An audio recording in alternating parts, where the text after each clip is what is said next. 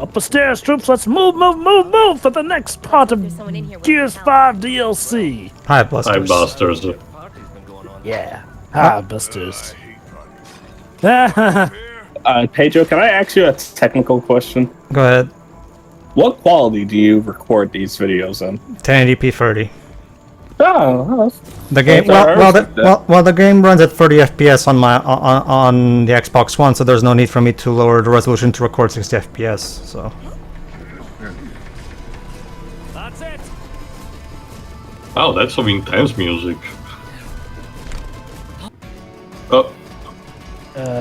What happened? Basically, me and Dwibs had to restart The checkpoint. restart the checkpoint because he dropped. So this is what you're watching right now is our second attempt at carrying on.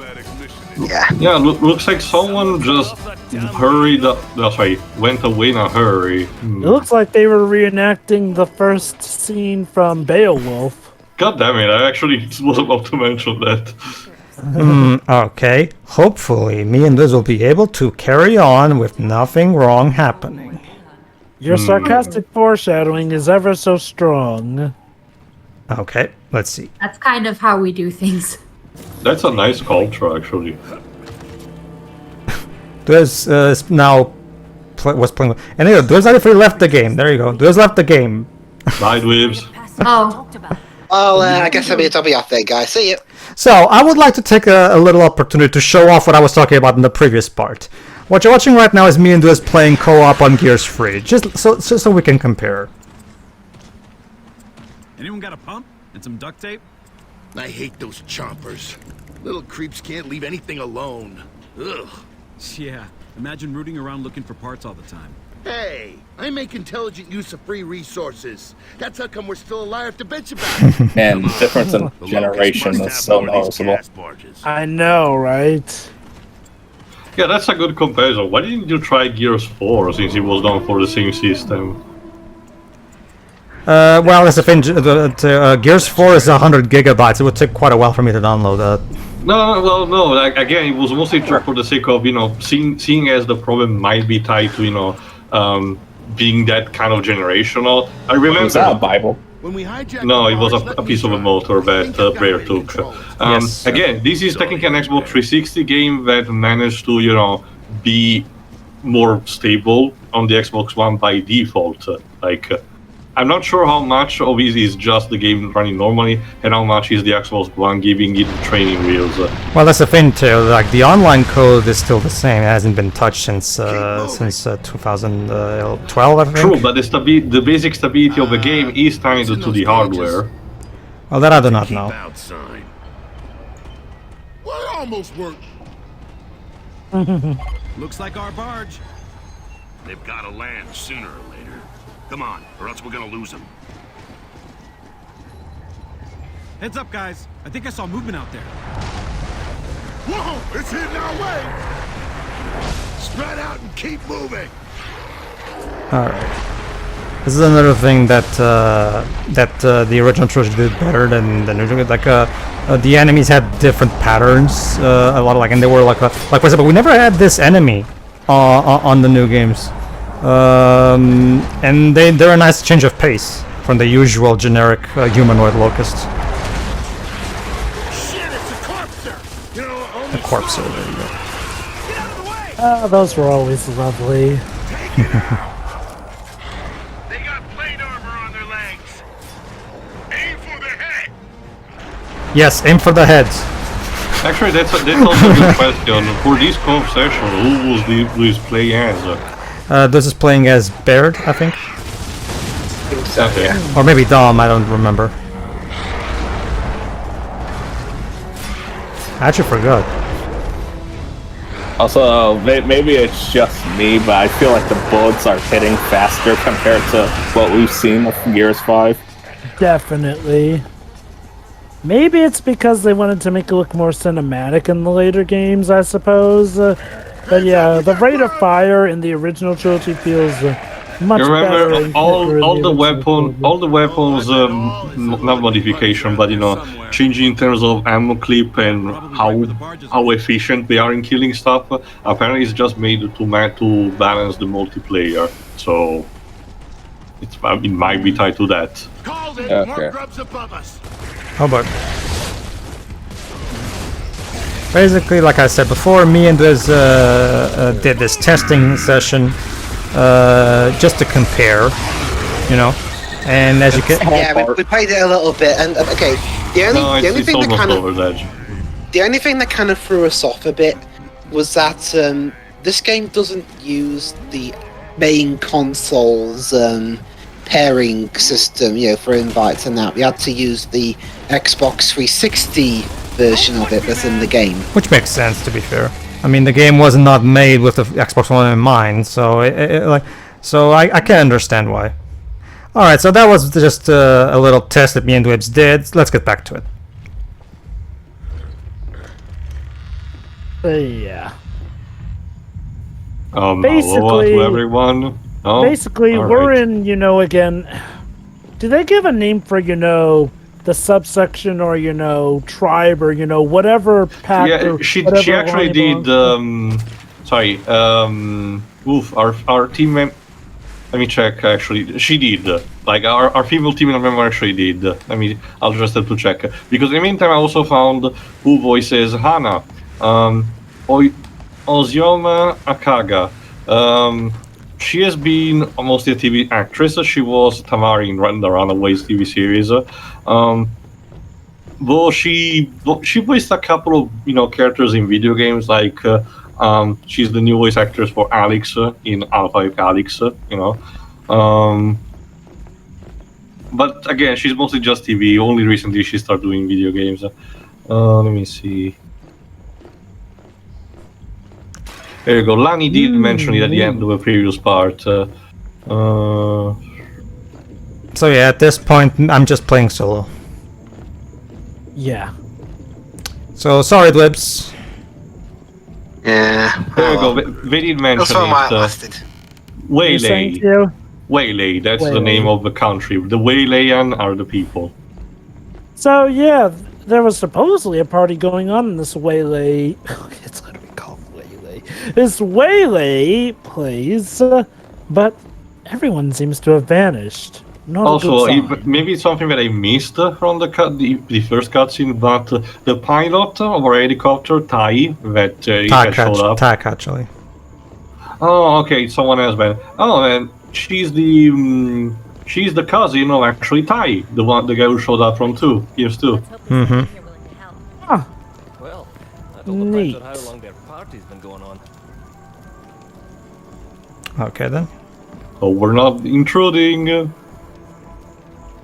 hate parties. Little help here? Need to socialize a bit more, Keegan. All right, so let's try this again. This time with properly, local only.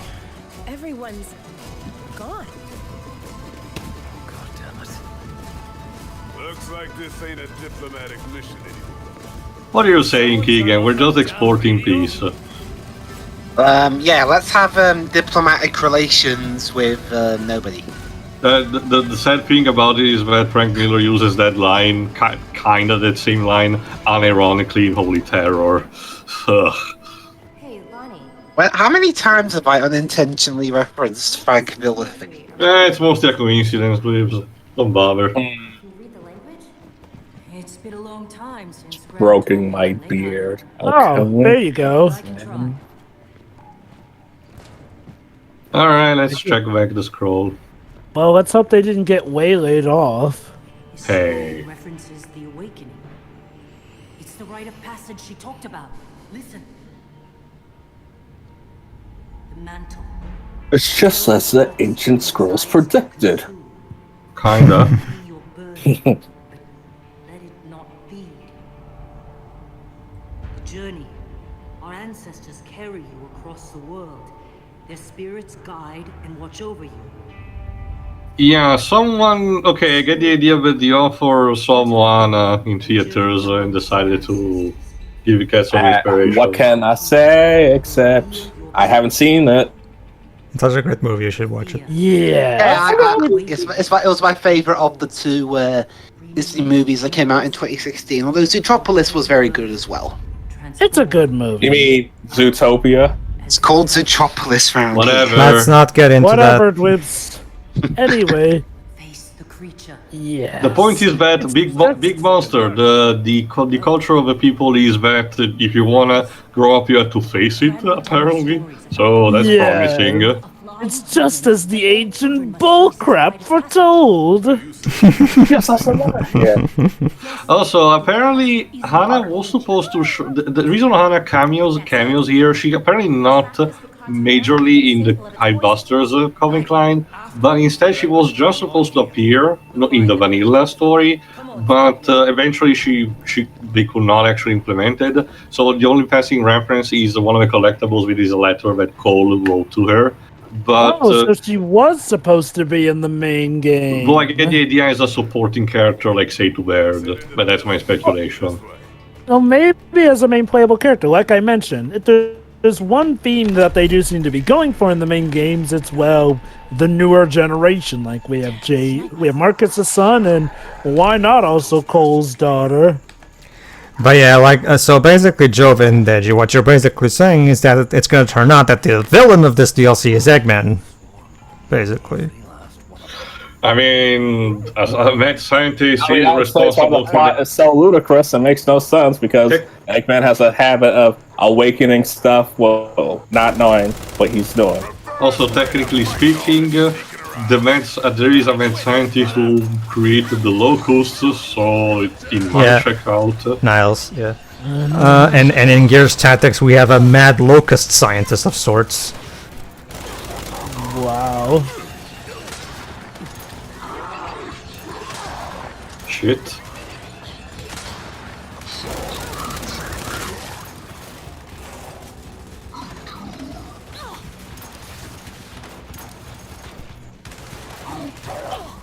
Alright.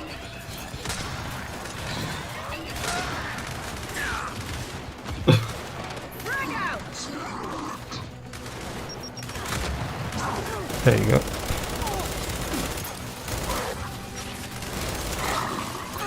So, Leaves, I forgot if I already asked you. Leaves? I guess it's Diabrito. Alright.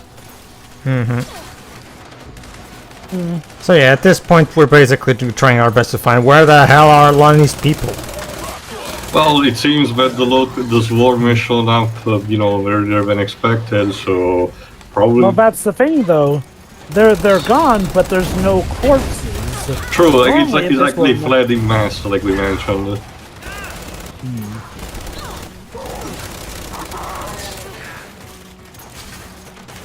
They went away.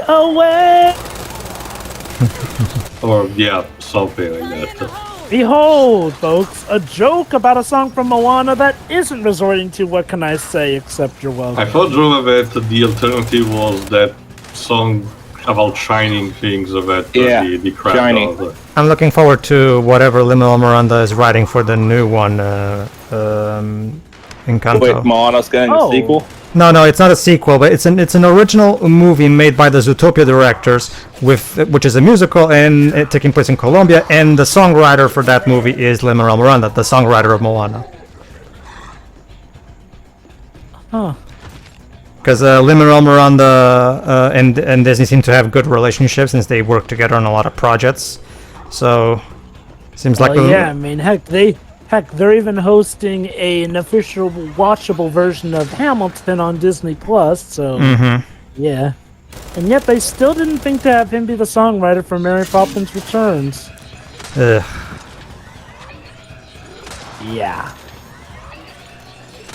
Not a fan of that movie. not many people are. Again, Not that it's terrible. Don't get me wrong. As far when it comes to the recent live action,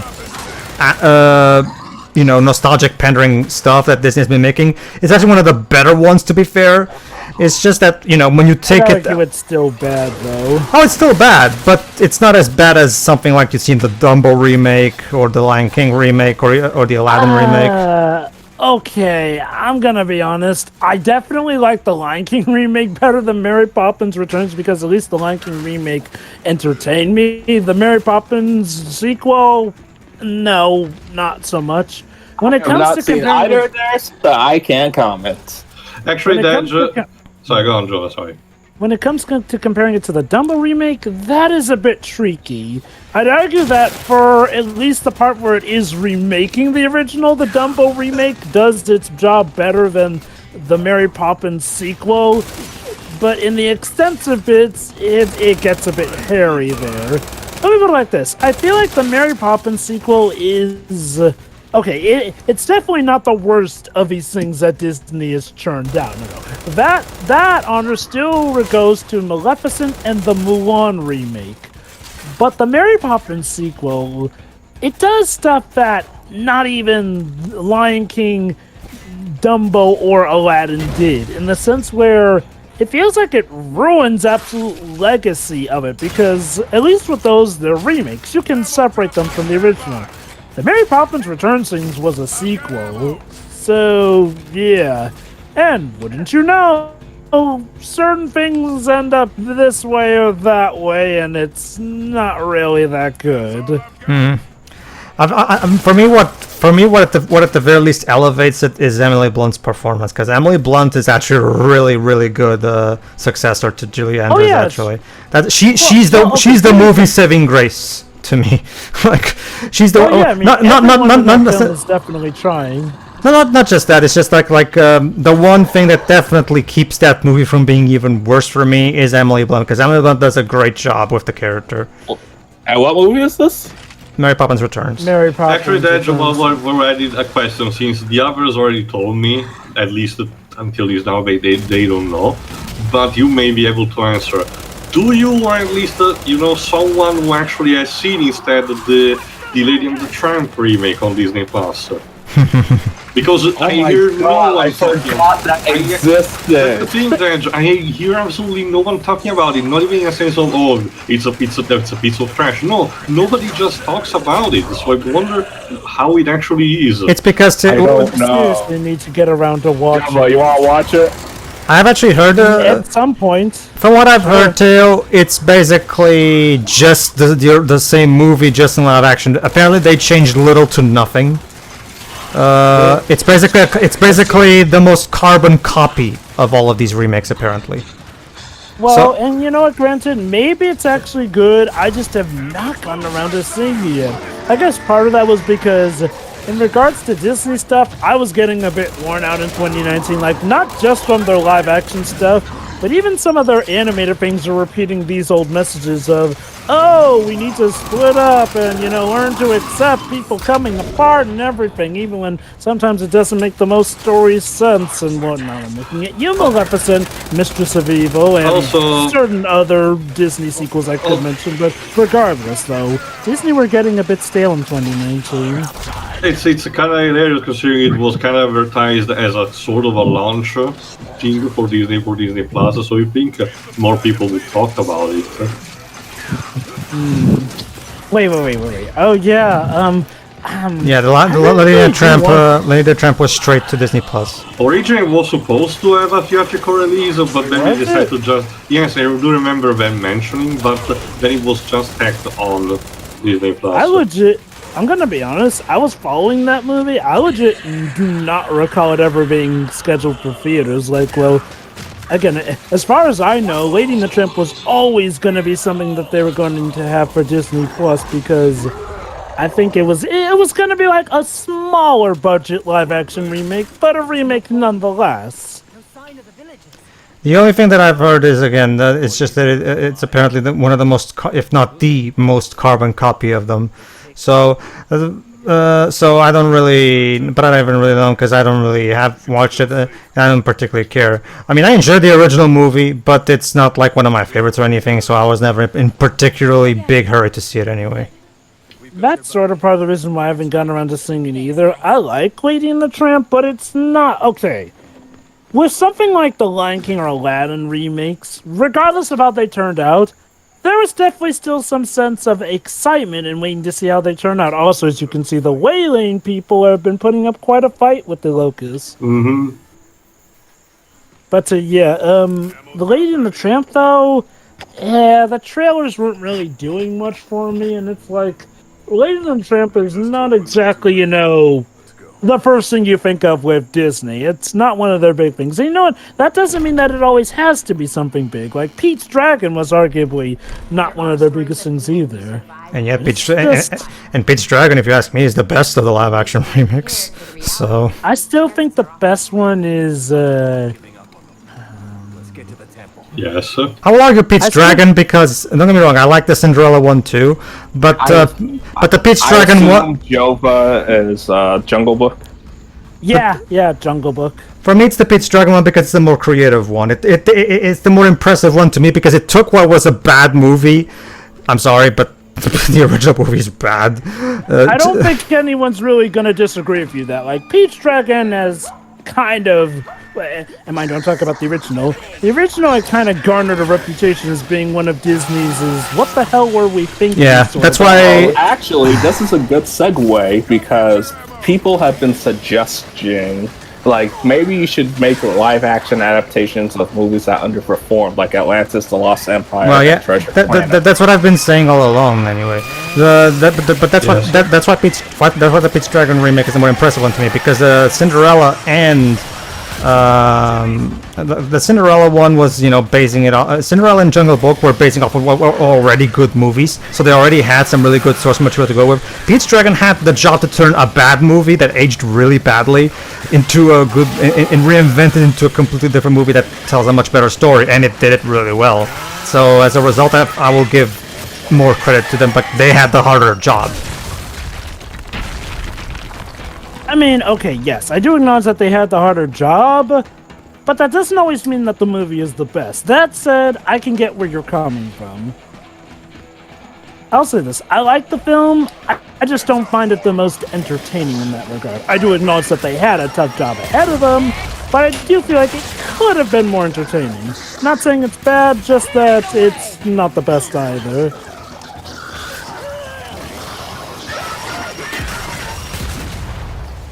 I'll just say this though. What's going to be a miracle is if that Cruella movie, which I believe is due to come out this month in May. Drova, I'm making this public, I think in June.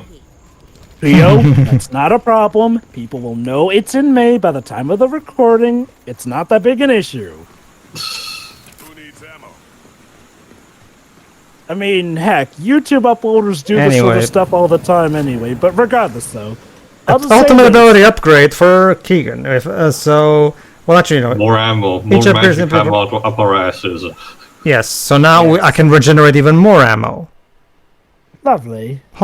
Again, it is kind of a shame that you can't switch players on the fly, considering how their abilities are all upgradable anyway.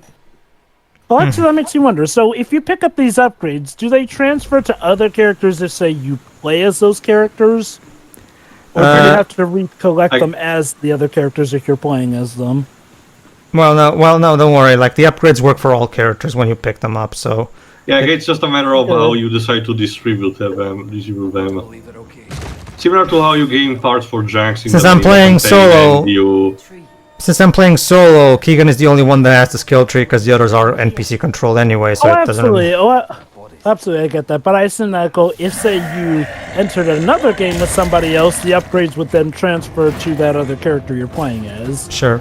And another Warden. Yeah, this is a problem I have with the Coalition's games that kind of transitions into this DLC by transition as well, where I really wish we would have a bit more variety in the Locust we fight, to be honest with you, because they always use the exact same 5 set of locusts, like the human. I'm gonna be fair to the DLC particularly the humanoid ones. Like we talked about the Corpser earlier. Like, where's the Corpser? Can we find a Corpser for a change?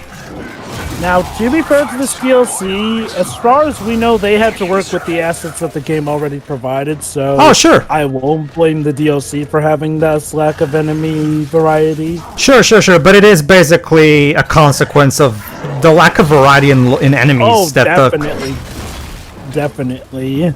Yeah. And I get it. There are technically new Locust types, but again, still not as much variety. Heck, come to think of it, the Locusts that are made from humans, those don't really show up in this game either. Like, I guess what they happened to blew. those? I thought they was. I guess they blew their budget on the giant creature that we fight as the final boss of the main campaign. Mind you. And don't get me wrong, it's not that it's a bad locust. It's just that it's not exactly super. It's not really the most. All that. I don't think it's as memorable as the developers probably intended, basically. Because remember, like Jova just said, they have us fight that thing twice. You can tell they were particularly proud of that. And not only that, don't get me wrong, it's not bad, but I don't think it's definitely not the Riftworm. I'll say that. Not only that, but there's no sense of real scaling with it, like I mentioned. Like, we beat it once without any trouble, so we just have to beat it a second time. Ooh, like, maybe if it were more of a recurring foe across the course of the game, it could have been made into something like that. Like if it were the Nemesis or something, but it's not even that. I mean, you can make an argument. Oh, but Pedro, you can make an argument. But Pedro, these are not the locusts. These are the swarm. No, the swarm are the locusts. Like remember, Marcos made it very specifically clear in Gears 4. The locusts never die. These are the locusts. They're just because you call them differently, that doesn't mean they're. That doesn't make it. We literally have the Locust Queen coming back and everything, but name and appearance. Yeah, if anything, I get the idea that line was just something that was set up to be deconfirmed later anyway. Which really doesn't make any sense because they look like the Locusts, so were they trying to have us in suspense or anything? Only for or having the character in denial. I don't know, like for me I was just like what are you talking about? Those are clearly the locusts, and I was right, and I turned out to be right. So it just came across to me as like why even have this in the script? Like what's the point? Like it's not even a Go on, Joe. I mean, it's sort of like in the New 52 Future Zen, where it's supposed to be a stunning revelation that Brainiac is behind things, even though we see stuff with the Brainiac logo on stuff beforehand, all over. And yet the characters act like it's a surprise, even though they should know about Brainiac. Also, somehow I broke the chainsaw duel animation there. I don't know how I did that. Beautiful. Also, God, I forgot what I was about to say, sorry. That's okay. Something regarding into what I was going to say regarding the whole Brainiac logo thing? Might be, but I forgot, sorry. But okay. Back to the point of this, though, it's like, one of the worst ways to try and make a surprise is if you constantly have hints and clues that make the revelation obvious, only to have characters who shouldn't be surprised. There you go, now I remember. It's the unfortunate side of the viewer, or in this case, players, hindsight, I guess. A lot of times it manages to be pulled better, essentially an information that the viewer does know, or in this case the player gets to know, but the characters in universe do not know, and therefore when it gets revealed, of course they will react accordingly because they did not know and they didn't manage to puzzle it until, the moment of a reveal. Okay, now I get about to dramatic irony like that. My problem is when it's characters who should know it anyway. Like, that just adds to the stupidity. And granted, okay, if it's characters that don't know, that's fine. For one reason or another. But in examples like this or New 52 Future Zen, it feels like that's supposed to be not only a shock to characters who may or mind you should know about it, but also to the players or readers respectively who know it. I was gonna potentially mention the beginning act of Aftermath, including Judgment, but the thing with that is that the player does the exact same information as Bird, and the others, meaning that it's still a relative, quote unquote, surprise when the Lambent show up in the abandoned camp. So no. Oh yeah. Okay. See, now that sort of makes sense because you could argue that. No, that's the thing, Joe. I was trying to look for an example, a positive example, where the player goes in advantage, something that might happen, but the characters do not know, and when it happens, they react accordingly. but it still manages to work out. I guess in a way. Well, yeah, I mean, okay, technically actually, the example with Gears of War Judgment's DLC you mentioned does technically work because yeah, we already know about the Lament, assuming you played. well, we Gears didn't 3.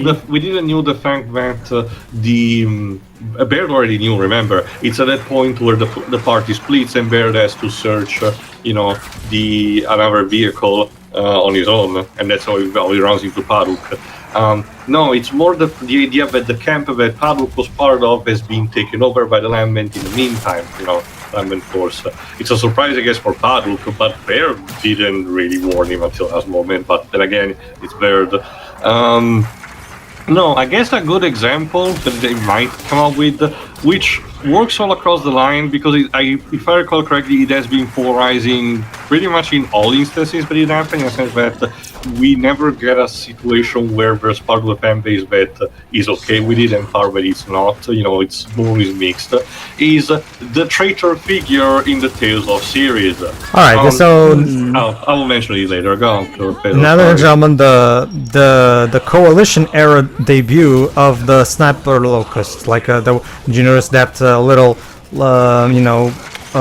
shiny light earlier. Yes. That's how the Locust Snipers are. So yeah, there you go. This is like as far as I can remember, the first time in the maybe in Gears 4 they were there, but to be perfectly honest with you, that game is so forgettable that I don't remember if they were there.